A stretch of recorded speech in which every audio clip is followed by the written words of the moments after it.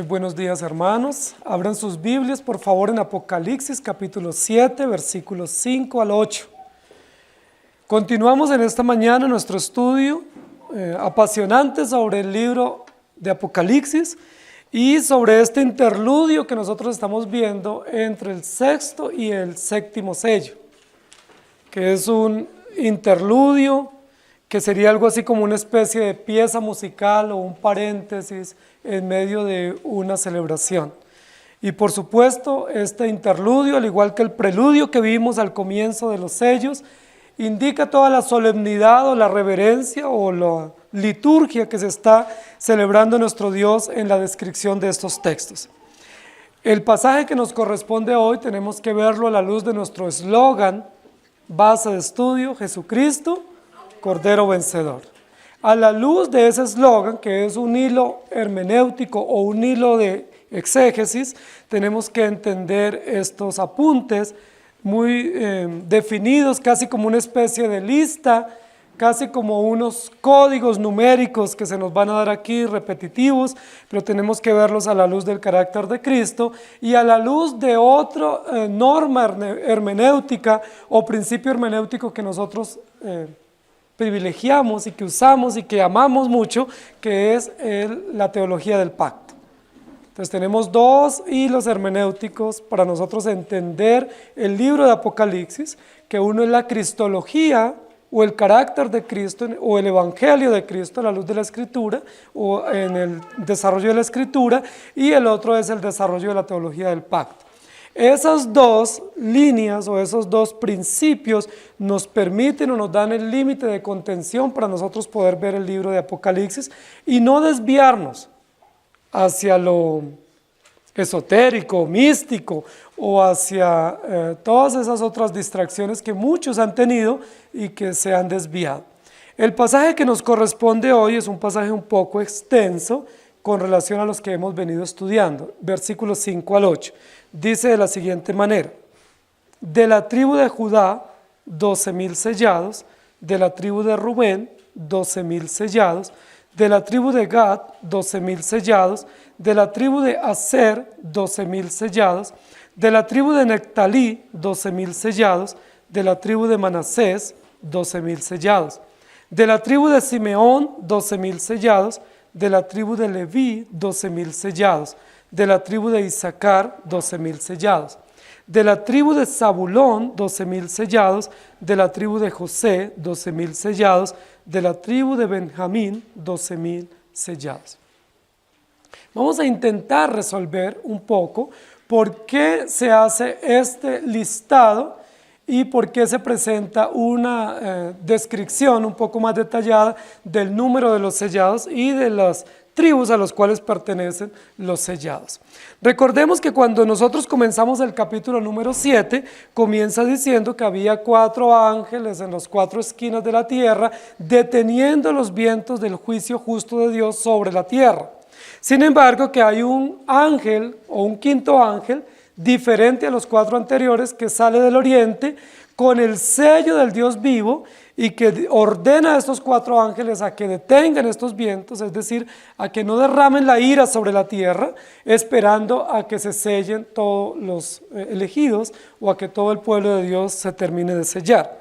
Eso es lo que nos va a decir en el versículo número 3, hasta que hayamos sellado en sus frentes a los siervos de nuestro Dios. Tenemos que comprender bien esa parte final del versículo 3 para luego comenzar a entender el resto. El versículo 4 dice: y oí el número de los sellados. Sí, se pregona, se hace público en el trono celestial el número de los sellados a oídos del apóstol Juan, y el número de los sellados es 144,000 de todas las tribus de los hijos de Israel. Ahora tenemos que relacionar la parte final del versículo 4 con la parte final del versículo 3. ¿Quiénes son los sellados? Los siervos de Dios. Pero luego en el versículo 4 dice que pertenecen a las tribus de los hijos de Israel. No dice que pertenecen a las tribus de Judá, o a las tribus de los judíos, o a las tribus de los hebreos, sino a las tribus de los hijos de Israel, que tiene una connotación un poco diferente a si dijera las tribus hebreas. porque estaría básicamente hablando de la territorialidad judía o a la nación judía o hebrea, pero aquí no hace mención al pueblo hebreo en su espacio geográfico, sino a todos los hijos de Israel. Luego va a ir avanzando y nos va a hacer una descripción. Es muy interesante. Lo primero nos va a presentar el gran número, el número del misterio, para muchos, que son 144,000, que dijimos que en el ámbito sectario dicen que los 144,000 son los que creyeron antes de 1954. Antes de 1954, todos los que creyeron están en los 144,000, que son los VIP, ¿cierto? Los que van en primera clase al cielo y gobiernan con Cristo o con Dios. Y los que creyeron después ya van en segunda clase, ¿sí? Ellos les toca en lista de espera y entonces ya no gobernarán en el cielo, sino que gobernarán en la tierra y serán gobernados por los 144,000. Eso dicen los arrianos. ¿Sí? Nosotros no creemos eso porque no es eso lo que dice la Biblia. Los premilenialistas generalmente y algunos postmilenialistas van a decir que los 144,000 son evidentemente, en algunos de los casos dicen que son solo hebreos, específicamente, literalmente, biológicamente, de las 12 tribus de Israel, de los hebreos, y que no pertenecen a los gentiles. Y otros van a decir que son creyentes redimidos, pero que son los que son redimidos a través de la gran tribulación. Entonces hay diferentes posturas. Lo que nosotros expusimos hace 8 días es que los 144,000 judíos, los 144,000 sellados, ni pertenecen a los hebreos exclusivamente, ni pertenecen a los que creyeron antes de 1954, ni pertenecen a los que son rescatados en la gran tribulación. Eso no nos hace a nosotros ni antisemitas, pero tampoco prosemitas, porque no somos ni antisemitas, ni a favor de los semitas. Ninguna de las dos posturas es correcta entre nosotros los creyentes. Nosotros somos a favor del pueblo de Dios. Creemos que Dios tiene un pueblo y que ese pueblo lo determinó desde antes de la fundación del mundo y que a través de la historia de la redención, desde Génesis capítulo 1, se comienza a hacer evidente o a revelar o a dar a conocer quiénes son o a quién pertenece ese pueblo y quiénes son esos creyentes. Entonces, tenemos 2 líneas de análisis para nosotros ver estas 12,000 tribus o estas 12,000 de cada tribu. Las 2 líneas de análisis son Cristo, el Cordero Vencedor, es decir, la cristología bíblica, y la otra es la teología del pacto. A la luz de esos 2 elementos, nosotros vamos a mirar estos pasajes de hoy para ver las tribus. Rápidamente nosotros pudiéramos decir, mire, son 12,000 literal de cada tribu. 12,000 por 12, ¿cuánto da? O 12,000 por 1,000. 12,000 por 1,000. Es interesante porque se desglosaría fácilmente diciendo 12 por 12 por 1,000.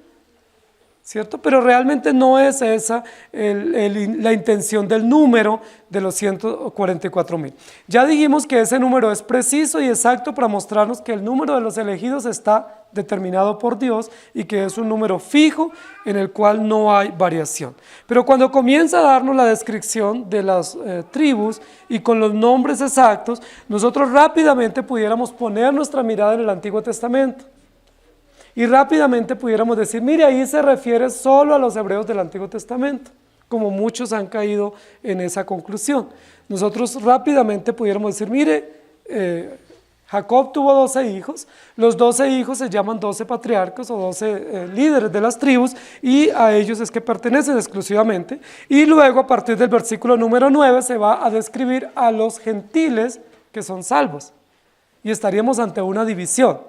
¿Cierto? Los primeros 8 versículos hebreos, salvos, y los siguientes versículos del capítulo 7, gentiles salvos. Nosotros hemos dicho que es imposible para nosotros, a la luz de la unidad de la Escritura y a la luz de la unidad del pacto, hacer esa división entre judíos y gentiles. El mismo Nuevo Testamento dice que ya no hay judíos ni gentiles, sino que somos un solo pueblo en el Señor y que no hay distinción ni política, ni geográfica, ni nacional, ni racial, sino que somos un único pueblo salvados a través de Jesucristo y por el pacto que Él determinó. Entonces, ¿a qué se refieren estas 12 tribus? En primer lugar. Entonces, yo quiero que nosotros miremos si todas las tribus son selladas. ¿Sí? ¿Y a qué se refiere? Entonces yo quiero que vayamos en primer lugar, nos ubiquemos mentalmente en el Antiguo Testamento. ¿Dónde es el primer lugar donde aparecen las tribus en la Biblia? La mención a las tribus. Aparecen cuando Jacob se casa y cuando tiene sus 12 hijos. Y en esa primera mención se da un dato muy importante. Primero, que Jacob tuvo 12 varones muy importantes en la historia del pueblo de Israel y en la historia de la salvación. Pero otro dato muy importante cuando van naciendo estos hijos es que a estos hijos se les atribuyen unos nombres. Es decir, se les da un nombre. Y ese nombre nosotros sabemos que tiene un valor importante. Hay dos cosas importantes en el nombre. Primero, ese nombre tiene un aspecto que identifica el carácter de ese hijo o el carácter de esa tribu. Ese nombre de esos hijos de Jacob luego lo va a ratificar Jacob mismo cuando bendice a sus hijos antes de morir. ¿Recuerdan? Al final del libro de Génesis, cuando Jacob ya está muy anciano y va a bendecir a sus hijos antes de morir, él les da una bendición que se consideraba entre los hebreos una bendición sacerdotal, una bendición muy importante, y él ratifica el carácter que se ha nominado a través de los nombres inicialmente de sus hijos, y también lo que nos muestra esos nombres es el carácter del pacto. Entonces estamos ante dos aspectos importantes en la Génesis con relación a los 12 patriarcas. Primero, el carácter pactual, es decir, pertenecen al pacto de Dios, pertenecen al pueblo escogido, y en segundo lugar el carácter cristológico que nos dan los nombres que se les atribuyen a cada uno de ellos. Nosotros pudiéramos rápidamente pensar, no, fue que estas mujeres, Lea o Raquel, tuvieron la iniciativa de ponerle esos nombres a esos hijos, que es lo que uno pensaría rápidamente, ¿cierto? Recuerda que una mujer por lo menos dijo, este es mi primogénito. Y uno diría, claro, pues fue el primer hijo que ella tuvo, pues este es el primero, y le puso así, primerito. Pero resulta que eso tiene un propósito en el carácter, no simplemente era su primerito o su primogénito, sino que ese nombre muestra un aspecto del carácter de Cristo y muestra un aspecto del carácter del pacto, porque no son hijos casuales en la historia de la redención. Nosotros creemos firmemente, queridos hermanos, que nuestros hijos pertenecen a Dios. Creemos que nuestros hijos no son producto de la casualidad o de un descuido o de absolutamente nada casual, sino que nuestros hijos son planificados por Dios, son determinados por Dios, y Él nos da los hijos que Él quiere, en el tiempo en que Él quiere y para los propósitos que Él quiere. Nosotros creemos eso, y eso le enseñamos a nuestros hijos. Ustedes no son casualidad, ustedes no vinieron por el azar, ustedes no son niños no deseados, todos nuestros hijos son deseados. ¿Por qué? Porque Dios así quiso, y nos dio ese placer de ser padres. Igual pasó con Jacob.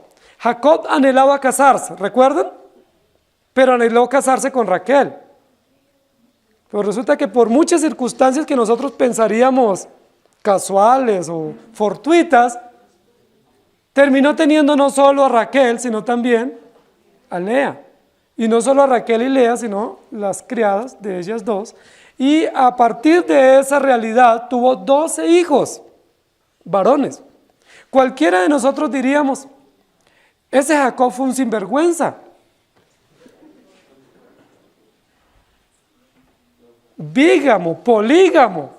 Bueno, eso lo pudiéramos juzgar, sin embargo la Biblia no nos dice eso con relación a Jacob.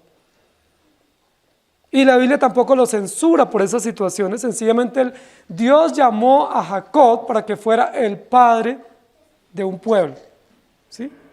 Y en Jacob se cumple una promesa. ¿Cuál promesa? La promesa del pacto que Dios le dio a Abraham. En ti serán benditas todas las familias de la tierra. Yo no voy a defender a Jacob, no es mi interés. Pero lo que yo sí quiero es que miremos que en Jacob tenemos nosotros una realidad muy interesante. Y es que Jacob va a tener hijos para que sean los patriarcas. Pero esos hijos no vienen de una sola mujer. Vienen de 4 mujeres. Por lo menos vamos a tener hijos de 3 nacionalidades. de 3 culturas. ¿Sí? Porque Bila era una criada, no sabemos de qué nación. Silpa era otra criada, no sabemos de qué nacionalidad. Y está Raquel y Lea, que eran hermanas, que eran hebreas. Entonces vamos a ver que en Jacob tenemos lo que siempre nosotros vamos a pregonar en el Evangelio, y es que el Evangelio alcanza personas de todas las tribus, los pueblos y las naciones. Los hebreos no entendieron eso y luego se volvieron selectivos, diciendo es que nosotros somos hebreos y somos selectos. No, ¿cuáles selectos? Ellos venían de criadas. Su mismo origen era un origen multicultural o multirracial, y eso nos muestra el origen del pacto. En el tema del pacto, la Biblia dice que Dios le plació bendecir a todas las naciones. Y en Abraham, que es representante pactual, o en Jacob, que es también representante pactual, serán benditas todas las familias de la tierra. Y a partir de esas 4 mujeres, vienen 12 patriarcas que tienen un propósito extraordinario en la historia de la redención. Entonces, lo primero que vamos a nosotros a mirar en estos 12 tribus que se mencionan acá es el carácter pactual. Más que mencionar 12 nombres, lo que nos muestra es Dios está cumpliendo un propósito. ¿Cuál propósito? El pacto de Dios. Ese pacto se ve en Génesis. Vemos la primera promesa pactual en Génesis 3, pero luego vamos a ver el desarrollo oficial del pacto en Génesis 12, Génesis 17, Génesis 21. Por supuesto, en Génesis 50 también vamos a ver el desarrollo concreto del pacto. Pero ¿dónde se va a sellar finalmente ese pacto? En Apocalipsis. Se sella, se consuma a plenitud el pacto. No es casual que las tribus aparezcan mencionadas en Génesis y luego aparezcan mencionadas en Apocalipsis. ¿O a ustedes les parece casual? Que haya un hilo conductor en toda la escritura donde se mencionen las tribus y se mencionen los representantes de las tribus. Eso nos muestra el carácter pactual. Ahora, yo quiero mencionarles algo adicional con relación al carácter del pacto. Primero quiero decirles que el orden como la Biblia nos presenta a las tribus es importante, ¿cierto? Y también el significado. Judá, por ejemplo, si miramos en Apocalipsis, ¿cuál es la primera tribu mencionada? La tribu de Judá. ¿Saben qué significa Judá? Digno de alabanza. O el que es alabado. O el que es digno de toda alabanza y adoración. Yo les pregunto, ¿quién es el digno de toda alabanza? ¿Judá? No, por supuesto que no, es Cristo. Cristo es el digno de toda alabanza y adoración. Luego viene Rubén. Rubén significa, he aquí el hijo que sella, o el que sella. ¿Quién es el que sella a su pueblo? Jesucristo, carácter del pacto, carácter cristológico. Gad significa el que gobierna, o el príncipe de un ejército. ¿Quién es Jehová de los ejércitos? ¿Quién es el príncipe de los ejércitos? Jesucristo. ¿Qué significa ser? El que da la felicidad, o el que da la bienaventuranza, o el que nos hace felices. ¿Quién es el que nos hace bienaventurados? Jesucristo. Neptalí significa el que pelea por su pueblo, o el que pelea a favor de.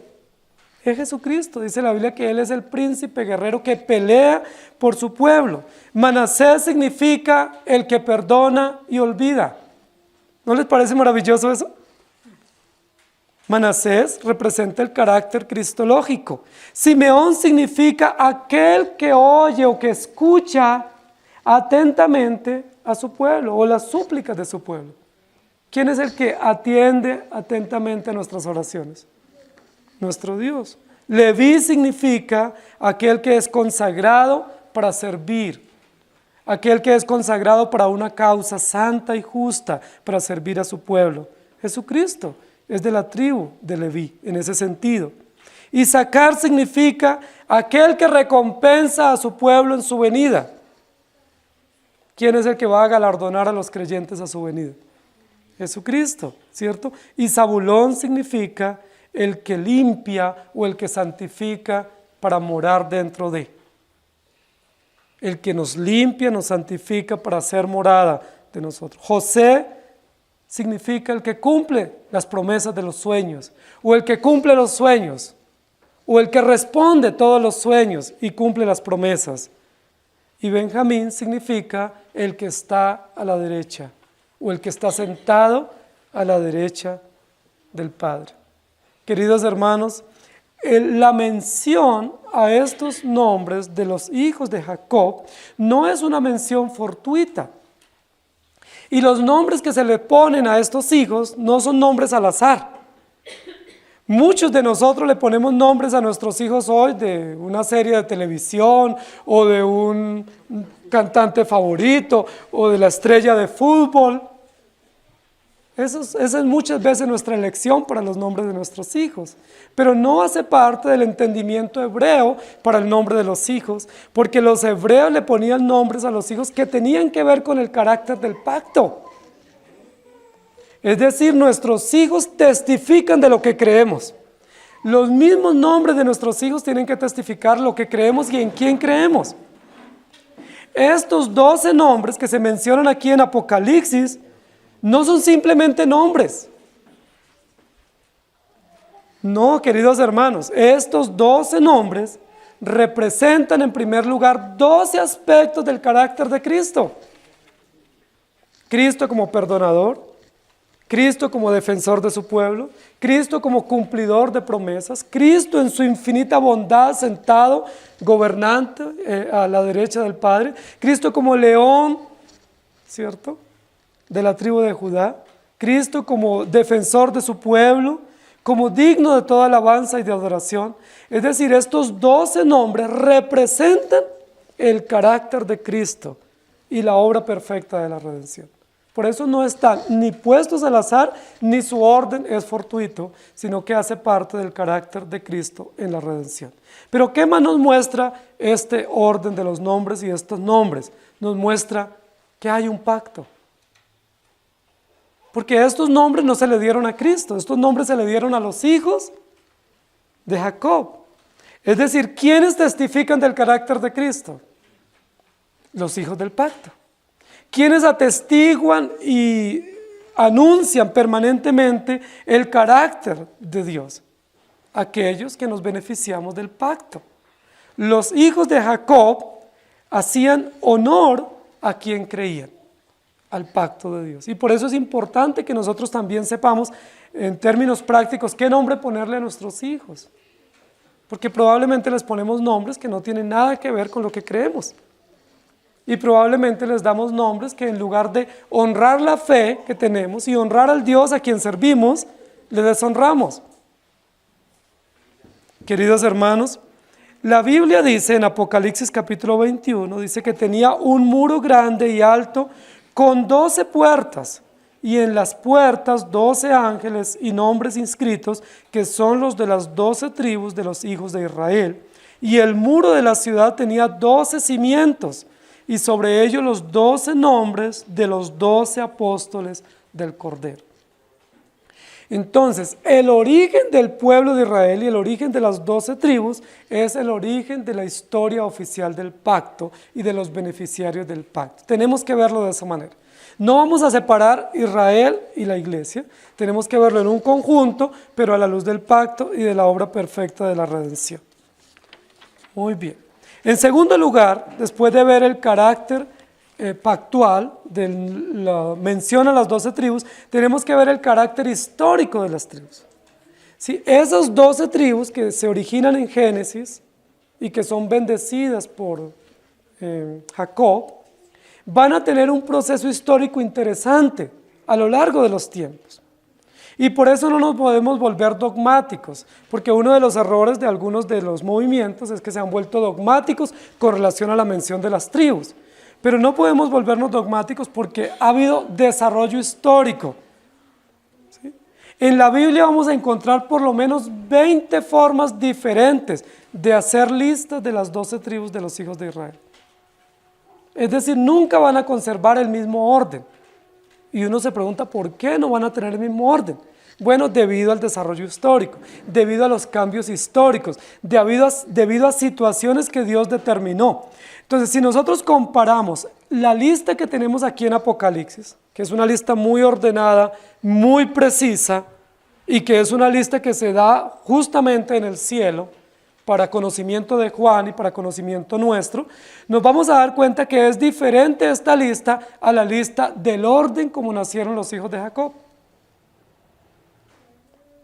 Si ustedes miraran conmigo, la lista de los hijos de Jacob fue Rubén, Simeón, Leví, Judá, Dan, Neftalí, Gad, Aser, Isaacar, Zabulón, José y Benjamín.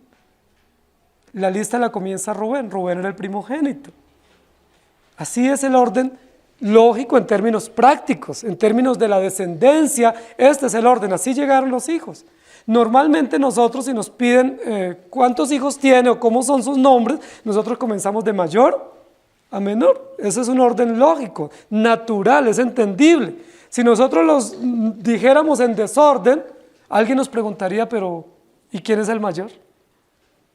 Pero si nosotros los mencionamos en orden, casi que estamos diciendo que esa es la edad o el orden en el cual ellos llegaron. Y así son mencionados en Génesis. En Génesis, tanto en el nacimiento como en la bendición que Jacob da a los 12 patriarcas, usa ese orden, ¿sí? Rubén primero y sellan con Benjamín. Pero luego nosotros nos vamos a dar cuenta que cuando Jacob, recuerden que José fue a vivir al extranjero y ya se casó con una mujer extranjera. Otra forma más como se mezclan el pueblo de Dios. Se casó con la hija de Potifera. ¿Saben quién era Potifera? Potifera era el principal brujo egipcio. Es decir, José, ¿con quién se casó? Literalmente. Literalmente, era el peor brujo que había en Egipto, el que tenía más influencia mística y religiosa en todo el imperio egipcio. Era un agregado del gobierno de Faraón y se casó con una mujer muy importante, muy influyente, pero nada que ver con las creencias hebreas. Tuvo 2 hijos que la Biblia registra. ¿Se acuerdan cuáles son? Efraín y Manasés. Cuando Jacob va a bendecir a los hijos de José, ¿recuerdan? Que ya estaba muy anciano y le acercaron los hijos y él puso las manos así para bendecir a los hijos. Y no debiera ponerlas así, debiera ponerlas así. Una en la mano derecha en la cabeza del primogénito y la mano izquierda en la cabeza del hijo segundo. ¿Recuerdan? Es decir, la mano derecha debiera estar sobre Efraín y la mano izquierda sobre Manasés. Pero ¿cómo lo hizo Jacob? ¿Y recuerda que le dijo José? No, estás equivocado, padre. Mi hijo primogénito es Efraín. ¿Y qué le dice Jacob? No. Y bendijo primero, ¿a quién? A Manasés con la bendición principal y a Efraín con la bendición segunda. Interesante, y uno diría, ¿se equivocó Jacob? Es que como ya a esa edad le viene la demencia y invidencia y todo eso, entonces se equivocó. No, no se equivocó. ¿Eso de qué hacía parte? Del propósito de Dios. Si ustedes miran en la lista de Apocalipsis, busquen a Efraín. A ver si lo encuentran. No lo van a encontrar, pero sí está Manasés. ¿Por qué Manasés sí está? Es decir, Jacob no se equivocó al dar la bendición principal al hijo segundo y no dársela al hijo primero, porque había un propósito extraordinario en el plan de la redención. Entonces vamos nosotros a darnos cuenta que hay un desarrollo histórico interesante. Es decir, cuando Jacob bendice a los hijos de José, ¿qué es lo que hace Jacob? Jacob hace 2 cosas al bendecir a los hijos de José. Primero, incluirlos o adoptarlos como parte de los patriarcas. Porque recuerden que ellos 2 van a recibir territorio. Cuando la tierra es conquistada en el periodo de Josué y se reparte la tierra, Efraín recibe territorio y Manasés también recibe territorio. Y dice, ¿por qué? Ellos no pertenecían a las 12 tribus. ¿Qué fue lo que hizo Jacob con esa bendición? Adoptarlos. incluirlos simbólicamente para que ellos también disfrutaran del territorio literal geográfico de los hebreos. Pero eran hijos de una mujer egipcia. Es decir, no era selecta, no era de la casta. ¿Qué nos muestra eso? La gracia de la redención. Primero está Bila, después está Silpa, y ahora ¿quién tenemos? A la esposa de José, que era egipcia, incluida en la historia de la redención. Ahí tenemos esperanza, hermanos. Nosotros muchos también somos hijos de mujeres así, no brujas, pero sí adúlteras, o mujeres gentiles, o mujeres destituidas. Esas son nuestras historias, ¿o no? Revisen su historia, ¿de dónde viene? ¿Cuál es nuestra única esperanza? Jesucristo nos adoptó, nos incluyó, no merecíamos ser bendecidos, pero Él nos abrazó y nos acogió y nos dio territorio.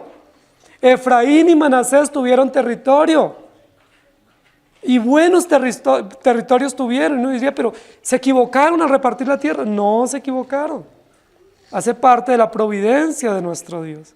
Ahora, ¿qué vamos a ver nosotros en el desarrollo histórico?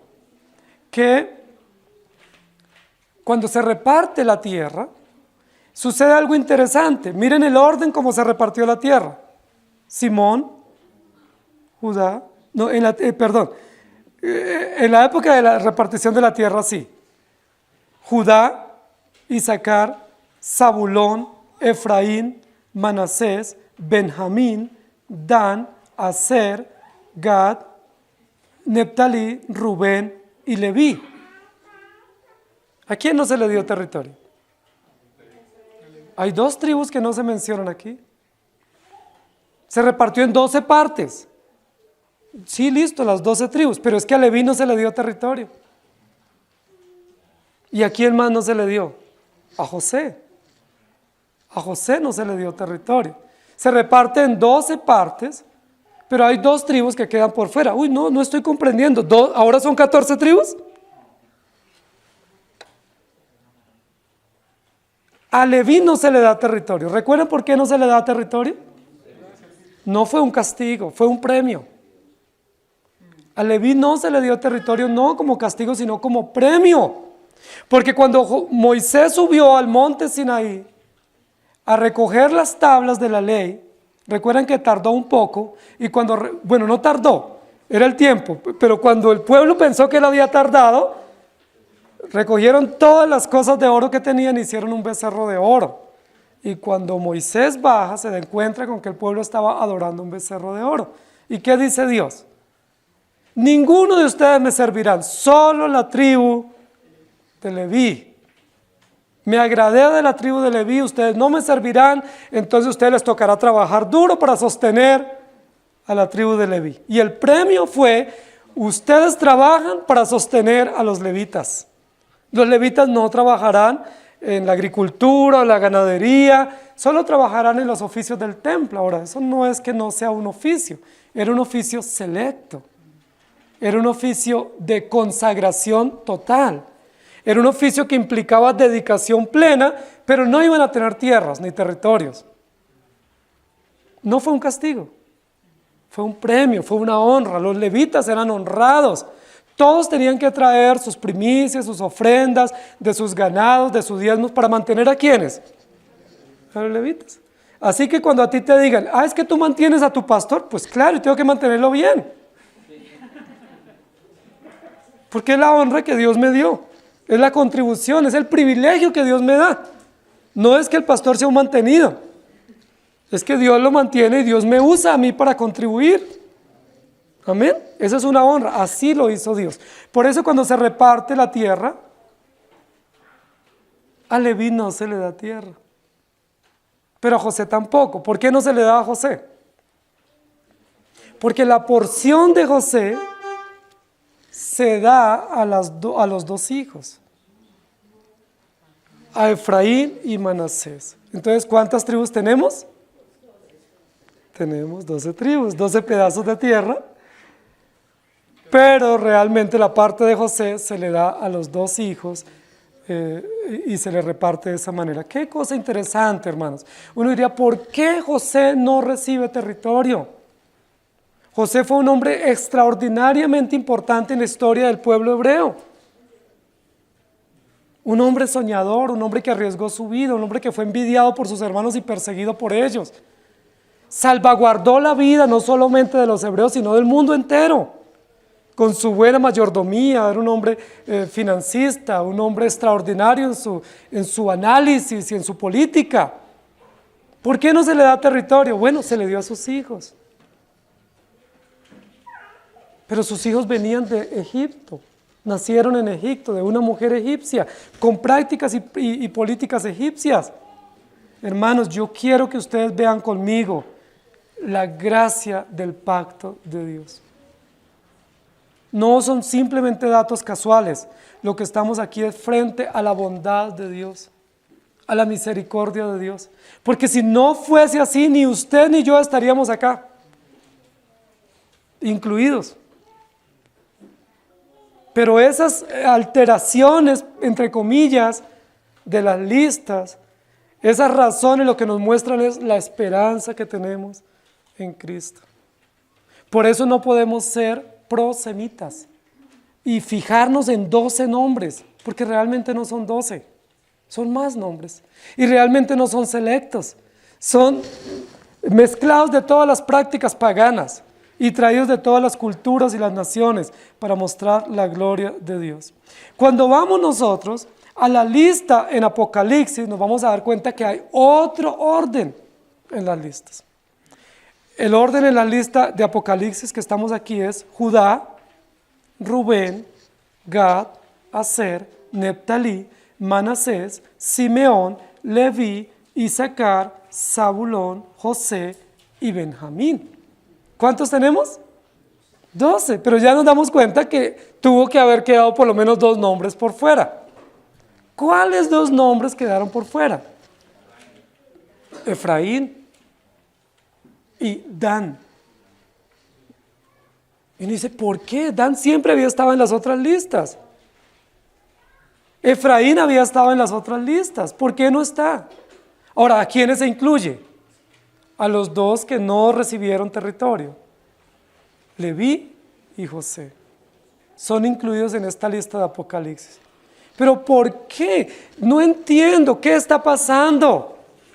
Hermanos, lo que estamos viendo es el desarrollo histórico del pueblo de Israel y cómo en ese desarrollo Dios en su infinita bondad y providencia nos muestra que no por el simple hecho de ser hebreo se es salvo. Así como no por el simple hecho de congregarse se es salvo. Tú puedes congregarte, puedes recibir bendiciones temporales, puedes saber mucho, pero en la lista final no aparecer. Pero puede haber otros que no son tan bendecidos o que parece que no tienen tantos privilegios, pero aparecen en la lista final. Ahora, todas las listas son importantes, pero ¿cuál lista es la que nos muestra realmente la consumación y la inscripción celeste de los nombres en el reino de Dios? La de Apocalipsis. Porque nos está diciendo que efectivamente ellos no solamente recibieron bendiciones temporales, sino que estos 12 representan a los que reciben bendiciones celestiales en el reino de Dios. ¿Estamos de acuerdo? Muy bien. ¿Por qué Efraín está fuera? Primogénito de José. ¿Recuerdan cuando Jacob fue a bendecir? ¿No le dio la bendición que correspondía de primogénito a Efraín? Quedó por fuera. Aunque recibió territorio, no aparece en esta lista. Ahora yo les pregunto a ustedes, queridos hermanos, a modo de aplicación, ¿qué es más importante para ustedes? ¿Que Dios los bendiga con buen trabajo, buena salud, hijos inteligentes y con buenas empresas y negocios? ¿O que Dios les bendiga con la salvación eterna? Eso es la verdad. Yo puedo aquí disfrutar de muchas bendiciones temporales y además de eso disfrutar del conocimiento de la palabra. Pero si no aparezco en la lista definitiva, en la lista selecta de los que testifican del carácter de Cristo y de los que testifican que pertenecen al pacto, no hay nada que hacer. Efraín recibió bendición de Jacob, fue incluido temporalmente.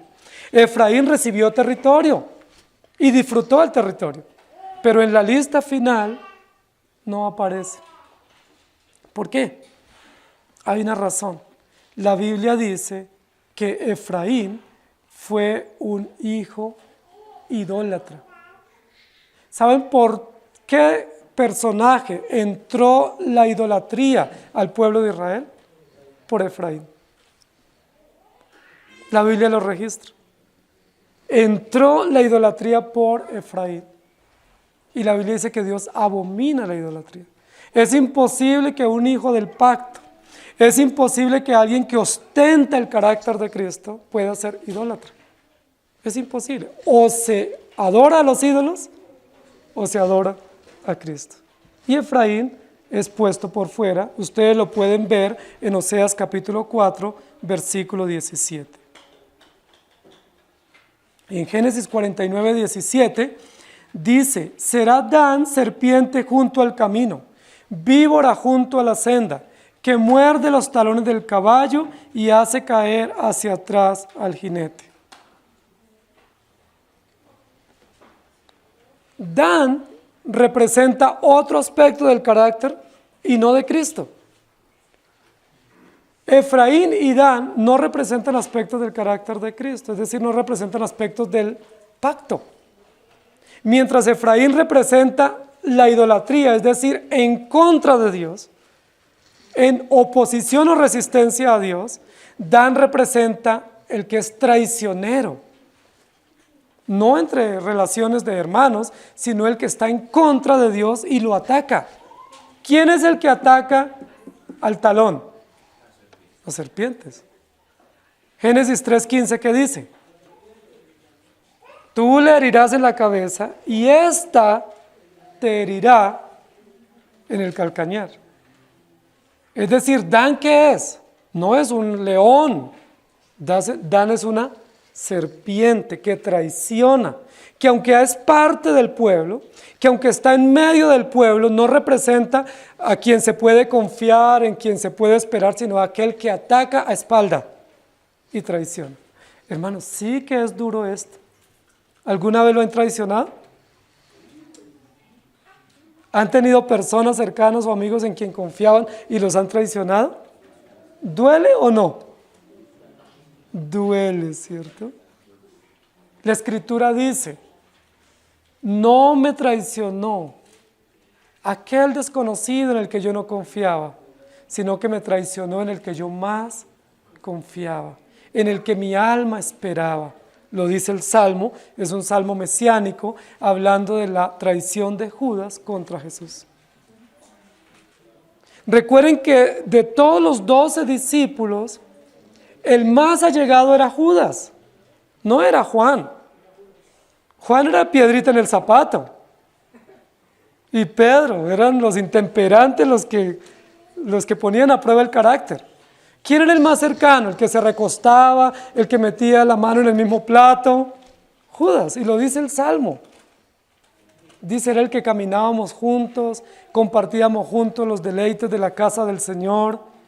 Ahora, ¿quién manejaba las finanzas? ¿A quién se le deja el dinero? ¿En quién más se confía?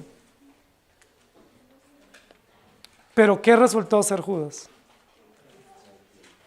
Un hijo de perdición, un traicionero, un traidor. Hermanos, interesante esto.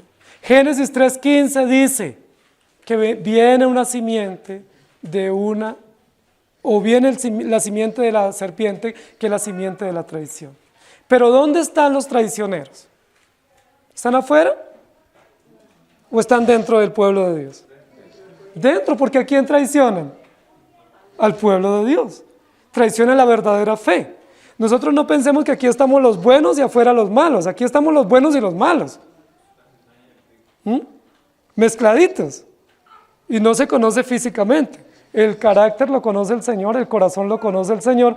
Pero tarde que temprano, aquellos que son de la víbora o de la serpiente terminan mordiendo el talón de los que son de la simiente de la mujer. ¿Sí me hago entender?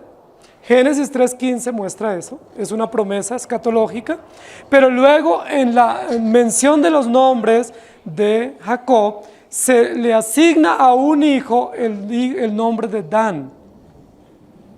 Pero luego cuando Jacob bendice a los patriarcas, yo no me imagino recibir esa bendición. Tú serás una serpiente que ataca espaldas y que aquel que pase por la orilla del camino lo va a morder. Uno no pudiera decir amén. Porque es la bendición del que no sirve y del que es un traicionero. Eso era Dan. Dan traicionó, pero estaba adentro, recibió territorio, ayudó en la conquista de la tierra. Entonces, Dan y Efraín no aparecen en la lista de Apocalipsis. ¿Por qué Efraín no aparece? Porque es el que introduce la idolatría. ¿Pero por qué Dan no aparece? Porque es el que introduce la traición, aquel que muerde a espaldas, que ataca a espaldas. Queridos hermanos, no debe haber entre nosotros personas traicioneras. ¿Por qué? Porque somos creyentes. Si tú has nacido de nuevo, no puedes ser traicionero. Si tú tienes una diferencia con un hermano, debes solucionarla, dice la Escritura. Si tú tienes un desacuerdo, tienes que sentarte con él y hablarlo de frente. Pero si tú hablas a espaldas, tú te estás comportando como Dan, como un traicionero. Aquel que no eres capaz de decir de frente las cosas, en amor. No importa si duele o no, llama a tu hermano, dice la Biblia, ve con él, siéntate y dile tu incomodidad. Arregla las cosas, ponte de acuerdo con tu adversario, pero no lo traiciones. No hables a espalda de él, de nadie, porque cuando tú haces esto, tú estás diciendo que tú eres cizaña y no eres trigo. Pero cuando tú hablas de frente las cosas, tú estás diciendo yo soy trigo y estoy dispuesto a solucionar los problemas. ¿Me estoy haciendo entender? Una de las cosas que más afectan las relaciones entre hermanos son las traiciones. Que escuché, que dijeron, que andan diciendo, que me parece. Hermano, todo eso es chisme. Tengo una inquietud con mi hermano, lo llamo y hablo con él. Ahí al lado de una taza de café probablemente, para que sea más llevadero el asunto. Pero dile, hermano, me incomoda esto, me duele esto, me preocupa esto. Pero no lo hagas a espaldas, porque cuando tú lo haces a espaldas, tú eres un danita. Y me temo que si eres de Dan, no estés en la lista, lo cual sería terrible para todos, especialmente para ti. Dan desarrolló un aspecto del carácter que a veces nosotros decimos que es válido, y es el aspecto crítico. Nosotros tenemos una tendencia en nuestra sociedad pecaminosa, y es que yo le digo las cosas, y yo soy crítico, y yo analizo todo, y a mí me incomodan las cosas, y yo no me quedo con las cosas. Hermano, eso puede ser un aspecto de los de Dan. Porque los creyentes no andan criticando, los creyentes tienen gratitud, gozo, contentamiento, tranquilidad, mesura. No andamos criticando por todo. Si tú eres de los que por todo criticas y por todo te incomodas y tu carácter es crítico, analítico, exhaustivo, yo no sé si estás en esta lista. Porque la lista de los creyentes es de los que reciben con gozo la palabra, reciben con gratitud, aún las diferencias, aún la providencia que parece adversa, la reciben con gratitud. ¿Sí? Cuando vienen las situaciones adversas, las crisis, las enfermedades, el creyente no dice ¿y por qué? ¿y por qué? ¿y por qué? Sino que dice Señor, como dijo Job, tú diste y tú quitaste, Señor, yo confío en ti. Señor, no entiendo, pero te alabo y te doy gracias. Señor, no me gusta, pero estoy en tus manos. Eso hace el creyente verdadero. El que es crítico dice, no lo recibo, no lo acepto, fuera. El creyente dice, ¿cómo no aceptarlo si viene de Dios? ¿Cómo no recibir esta acción de la providencia si Dios la determinó? ¿Sí? ¿Cómo no aceptar a este hijo así me cause dolores? ¿Cómo no recibir a este hijo con este diagnóstico y no sentenciarlo a muerte, siendo que Dios me lo dio así y tiene un propósito? El desarrollo histórico del pueblo nos muestra que no se salvan los 12 hijos en el orden como nacieron. Ellos reciben las bendiciones temporales, testifican del carácter de Cristo, pero se salvan aquellos a quienes Dios sella, no por ser hebreos, sino por ser herederos de la promesa. Ahora, ¿qué otra cosa importante encontramos en este desarrollo histórico? Que por primera vez Judá encabeza la lista. Qué interesante, ¿no? Parece como una competencia. Los que ven ciclismo, ¿sí? o patinaje, está uno ahí, ¿cierto? ¿Cuántas vueltas o cuántos giros han hecho? Y cuando mi candidato o mi deportista ocupa el primer lugar. Ahora, muchos de nosotros a veces estamos muy felices cuando nuestro competidor, aquel a quien estamos siguiendo, arranca de primeras, ¿cierto? Y uno feliz, es que vamos de primeras, vamos ganando. Pero lo importante no es comenzar de primeras. Porque lo que vale no es lo importante, sino cuál es el resultado total y final. A ustedes que son amantes del fútbol, a veces comienza nuestra selección ganando, o nuestro equipo ganando, y uno feliz, pero termina perdiendo. Qué cosa más aburrida ese partido. No queremos eso. Es preferible comenzar perdiendo y terminar ganando. Judá no comenzó de primeras. ¿Quién fue el primero en el momento del nacimiento? Rubén. Pero ¿cuál es el primero en la lista de Apocalipsis? Judá. ¿Por qué Judá? O sea, ¿cuál es la razón para que Judá termine de primero en esta lista? No es el orden del nacimiento, no fue el orden como recibió la bendición por Jacob, no fue el orden como recibió la tierra. ¿Por qué Judá aparece de primeras? Hermanos, por una simple razón. Porque Jesucristo es de la tribu de Judá. Jesucristo es el león de la tribu de Judá. Todos los beneficios del pacto nos llegan ¿por quién? Por Cristo. Y por su línea genealógica donde Él viene. Toda la monarquía era judía. Jesucristo es verdadero Rey, verdadero Señor, verdadero Cordero Pascual, todo de la tribu de Judá. No, si fuese en otro orden, habría muchas preguntas en nuestra mente. La lista la tiene necesariamente que encabezar Judá, porque Judá es la prioridad. Recuerden que cuando las tribus regresan, no logran comprobar de dónde vienen. Cuando llegan con Zorobabel y con Esdras. Pero recuerden que solo hay dos tribus que logran demostrar de dónde vienen: Judá y Benjamín. Porque era necesario que se conservara el linaje hasta la venida del Señor. Pero luego en Sargón II, en el año 70, esas dos únicas tribus que lograron demostrar al regreso del exilio asirio y sirio, su descendencia, fueron destruidas, Judá y Benjamín. Y de ahí en adelante, cuando Juan escribe, no se sabía de qué tribu era cada persona, porque ya eso no era importante.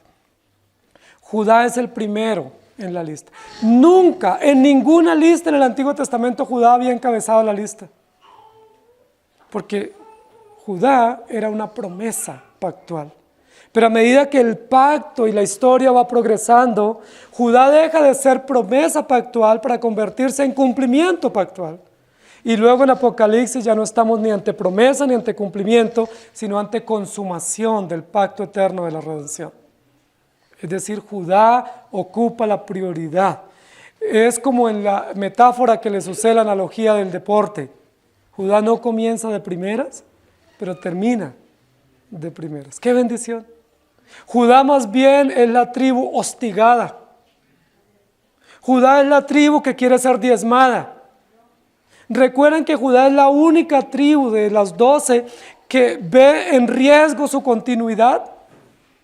Y por eso hay un capítulo extraordinario de Judá y Tamar.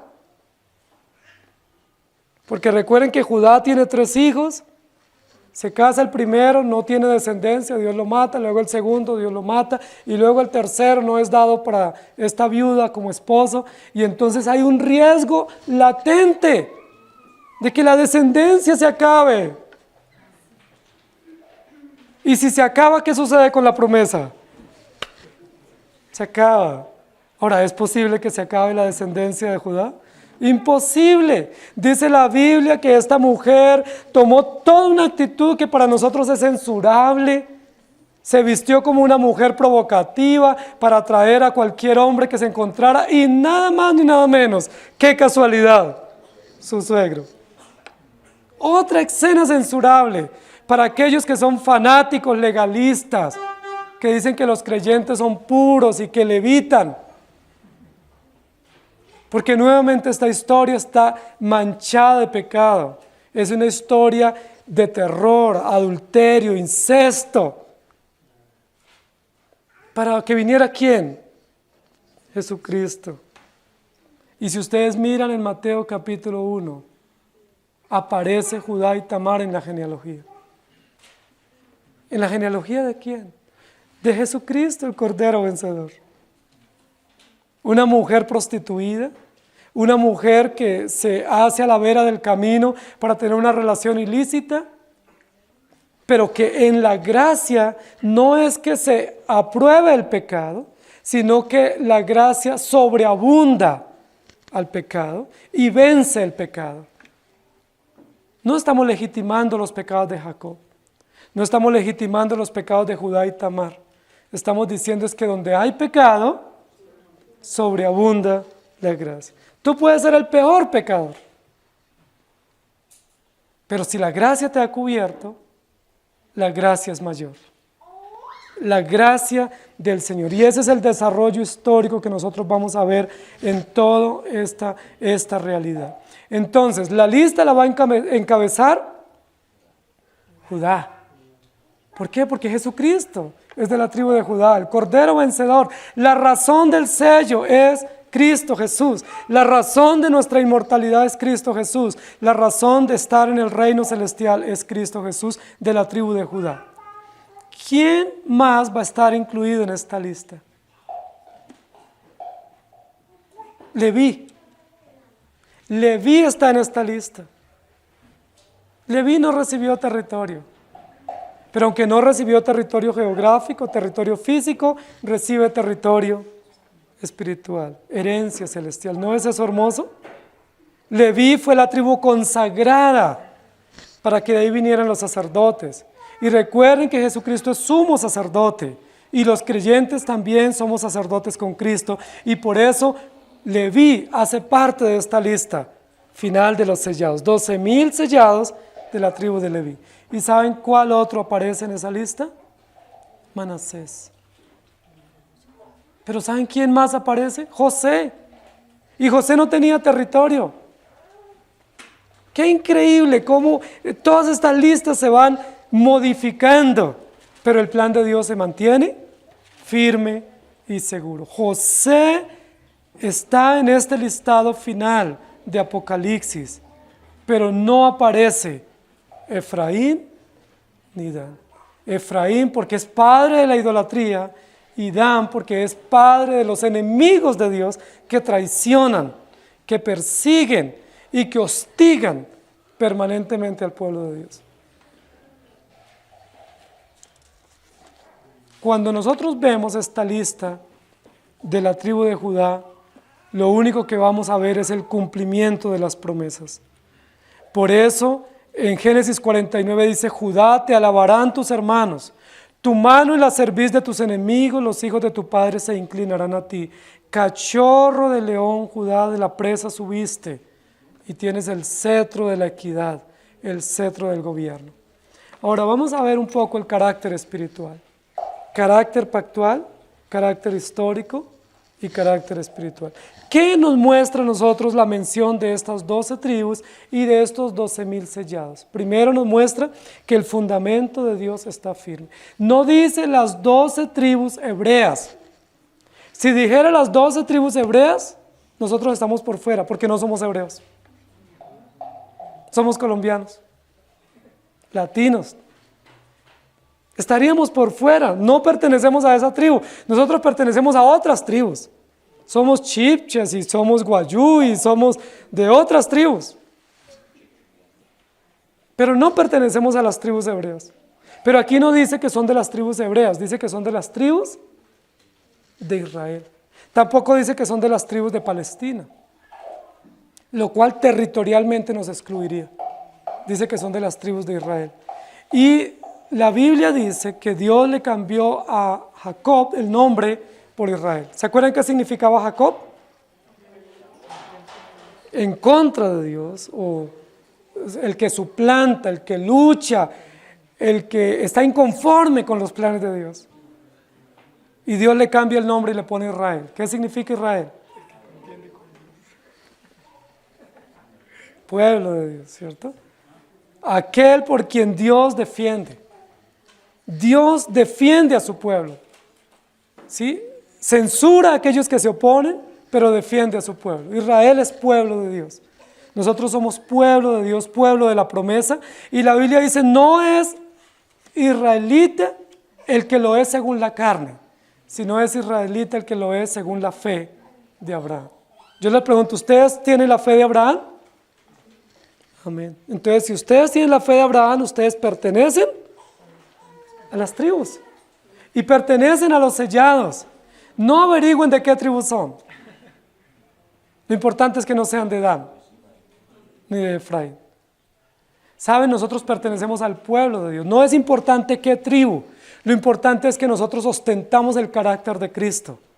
Alabamos su nombre, ¿sí? Adoramos al que está sentado a la derecha y reconocemos que Él es nuestro Dios. Los que son herederos de la promesa pertenecen al pueblo de Israel. Representan toda la iglesia de todos los tiempos. Si ustedes miran ahí rápidamente en el capítulo 7 de Apocalipsis, versículo 9, dice, después de esto miré, y aquí una gran multitud. Recuerden que dijimos, no estamos ante dos realidades, sino ante la misma realidad. Los 144,000 son la misma multitud que Juan ve. Sellados, redimidos de todas las tribus, los pueblos, las lenguas y las naciones. Alguien pudiera refutar lo que yo estoy diciendo y decir, pero es que ahí dice literalmente que son de las 12 tribus. Es cierto, ahí dice literalmente, pero Apocalipsis no se puede interpretar literalmente. Y ahí dice literalmente, pero entonces yo también le podría preguntar, ¿y por qué literalmente no está Efraín? Y no está Dan. ¿Y por qué literalmente se incluye a Leví? ¿Y por qué literalmente se altera el orden? ¿Y por qué literalmente se incluye a José? Preguntas que no me pudiera responder muchos. Porque no es de interpretación literal. Tenemos que entender dos aspectos básicos, y es, Dios determinó un pacto, y quienes aparecen registrados no son los hebreos, sino los creyentes alcanzados por gracia. Y en segundo lugar, aquí lo que prima no es la territorialidad judía, o los aspectos biológicos o genéticos de la tribu a la cual se pertenece, sino aquí lo que prima es el carácter de Cristo, que es nuestro Cordero vencedor. Ustedes saben que justo en estos días, a través de la posesión del nuevo presidente en Estados Unidos, hay un fuerte énfasis hacia Israel. Y qué bueno que se defienda lo que es justo. Porque la Biblia dice que lo que es justo se tiene que defender. Y se debe defender y se debe promover. Eso es una cosa. Pero otra cosa es pensar que Israel es el reloj teológico del mundo. O que Israel es el reloj escatológico del mundo. Eso no es cierto. Eso dicen muchos, pero no es cierto. ¿Saben cuál es el reloj teológico nuestro? La palabra de Dios. No hay que mirar a Israel. No hay que mirar a los eventos históricos en Israel. Hay que mirar qué dice la Escritura. ¿Quieres saber qué va a venir? Leamos la Escritura. ¿Queremos saber cuáles son los eventos que nos aguardan? Pues no miremos allá a la Franja de Gaza y al Medio Oriente. Miremos la Escritura y tendremos esperanza. Por eso dije al comienzo, no somos ni antisemitas ni prosemitas. somos creyentes, que entendemos el pacto, que entendemos el evangelio y que entendemos que Dios desde la eternidad determinó salvar un pueblo y que a través de ese pueblo que Dios constituyó a partir de Adán y Eva, le plació salvar a su pueblo. Que ese pueblo no es una casta diferente, no somos mejores. Mire, queridos hermanos, muchas veces somos peores, pero a Dios le plació salvarnos. ¿Por qué? Porque así lo decidió. El pueblo de Israel muchas veces se portó peor que otras naciones, pero Dios le plació así. Ahora, eso no es una garantía para portarnos peor. Eso es más bien una humillación.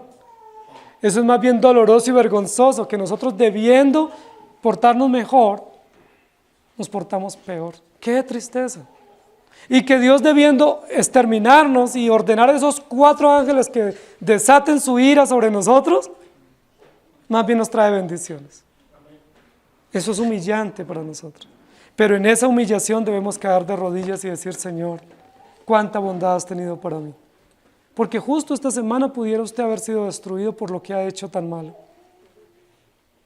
Debería haber caído fuego del cielo y partirnos con un rayo. ¿Por qué no sucedió? ¿Por qué esta semana seguiremos obrando mal y el Señor nos seguirá guardando? Porque no es por méritos, es por gracias, porque a Él le plació y porque Él determinó así. Sufriremos las consecuencias de nuestras acciones pecaminosas, pero Él muestra su bondad y su prevalencia en medio de nuestra maldad y nuestra obstinación. Judá no merecía estar en esta lista. ¿Por qué Judá debe estar en la lista? Relaciones de incesto, adulterio. ¿Se acuerdan que de los hijos de Judá es que vienen los primeros métodos de planificación? El onanismo. ¿Por qué está Judá en la lista? Rubén, ¿por qué está en la lista? ¿No se acuerda que Rubén vengó la violación de Dina y destruyó todo un pueblo después de haber hecho un acuerdo y no cumplió ese acuerdo? Y todos así. ¿Se acuerdan de la tribu de Benjamín que estrangularon a una mujer y la violaron toda la noche? Y así sucesivamente todas las tribus, no hay nada bueno que escoger. Nuestra única esperanza es Cristo Jesús. Señor, te damos gracias.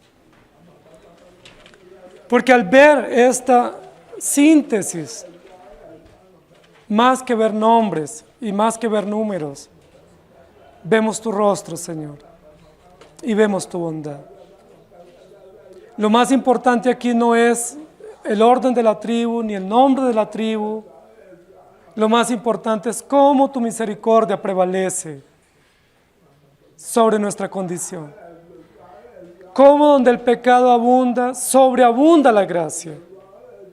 Cómo tu gracia entra por los orificios donde más dolor y más miseria nosotros cosechamos. Cómo a través de las pruebas y las tragedias, tú magnificas tu gracia y tu bondad para nosotros. Todos nosotros descalificados, todos nosotros quebrados frente a ti, destituidos, enemigos, míseros pecadores, pero sentados aquí escuchando tu palabra. Nos golpea tu palabra cuando nos recuerda lo malos que somos y nos humilla. Por eso no podemos ser fariseos, porque el fariseo es un no regenerado. No podemos ser fariseos en recuperación, porque los fariseos no son regenerados. Ellos viven sobre la base de su propia justicia y de su propia ley y de sus propias obras. El creyente vive confiando en tu obra perfecta. Señor, no hay obra que podamos hacer, como dice tu palabra, si diésemos todo en favor de los pobres, si entregáramos nuestro cuerpo para ser quemado. Ni nada somos, ni nada nos sirve, ni nada tenemos. No hay sacrificio, tú tampoco lo pides, porque tú ya lo hiciste. Tú nos ordenas creer, pero ni siquiera eso podemos hacer. Somos tan miserables que ni siquiera podemos creer, al menos que tú nos des la fe para creer. Y ahora creemos, pero no es nuestra la fe, es tuya. Es un don de Dios. Ay, Señor, cuánta esperanza nos das a través de tu palabra, que no es ni por nosotros, ni para nosotros, sino por ti y para ti. Ayúdanos a entender el Evangelio y ayúdanos a entender que esta doctrina y esta gracia no es una puerta abierta para pecar.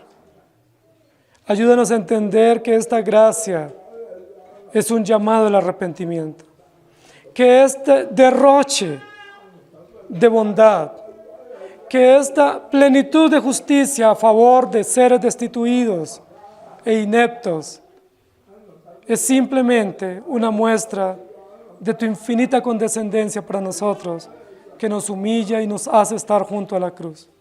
Si alguien de los que está escuchando hoy, al haber escuchado esto, sale a pecar diciendo es que ya Dios me perdonó y no incide lo que yo haga, es porque no le ha amanecido. Porque aquellos a quienes ya les ha amanecido, aquellos a quienes les ha resplandecido el sol de justicia, no saldrán a pecar. Saldrán diciendo, Señor, guárdame, no me dejes caer en tentación, líbrame del mal, ten misericordia de mí. Porque si bien es cierto, no es por mis acciones, tu gracia me constriñe, y me constriñe a tal punto de que quiero estar cerca de ti y amar tu nombre y amar tu santidad. Que eso sea una realidad en nosotros, Señor, no para nuestra gloria, sino para tu propia adoración y tu propia exaltación. En el nombre de Jesús. Amén. Señor les bendiga, hermanos.